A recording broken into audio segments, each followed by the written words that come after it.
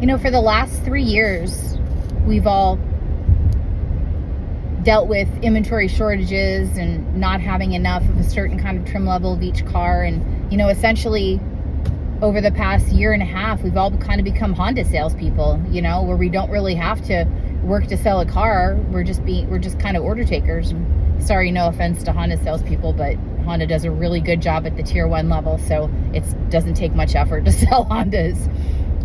Anyway, so, now that we're getting back to normal inventory levels, even though the strike might impede that a little bit along the way, I think it's really time to get back to a little bit more granular level of customer service than we have had to have in the past, just to be honest, in the past 3 years.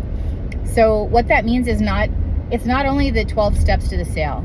That's important, don't get me wrong, but it's really before the customer ever walks into the building.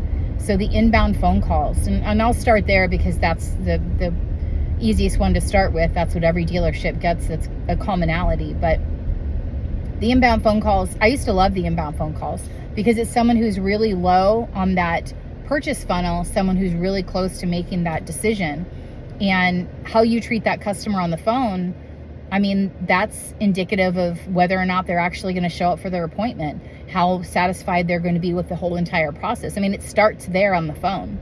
So if you don't have a good phone process and your phone process isn't custom to wherever that person's calling from, and your salespeople aren't doing their due diligence to find out where they called from, there's so many layers to this that help improve the overall customer experience, the loyalty, the show ratio. There's so much improvement can be had by just taking a couple of extra minutes on that inbound phone call and doing a little bit of pre-qual. Like, I know all the sales managers, your eyes are twitching right now. Oh my God, I don't want them to pre-qual on the phone. Yes, you do. And let me explain why.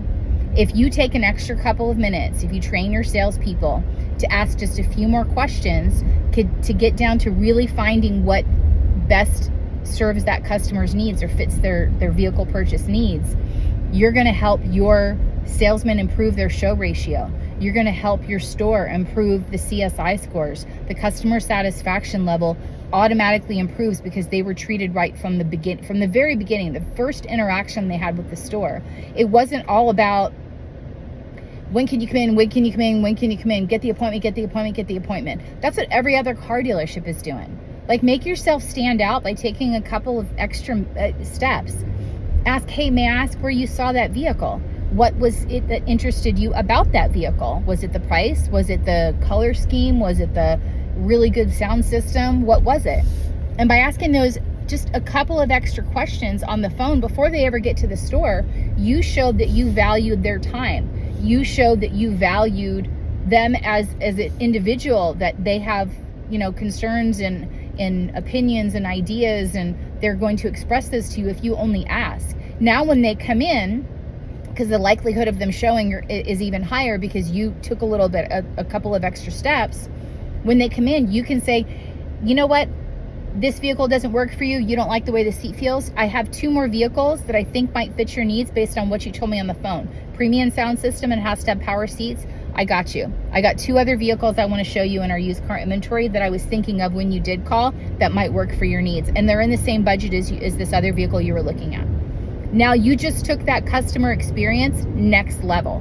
Now they're having an outstanding customer experience. Now your CSI goes through the roof. Now you've got a customer who has some level of value in what you are offering to them, rather than just get the appointment, make the sale, get them out the door, get the next one. We have to stop thinking like that.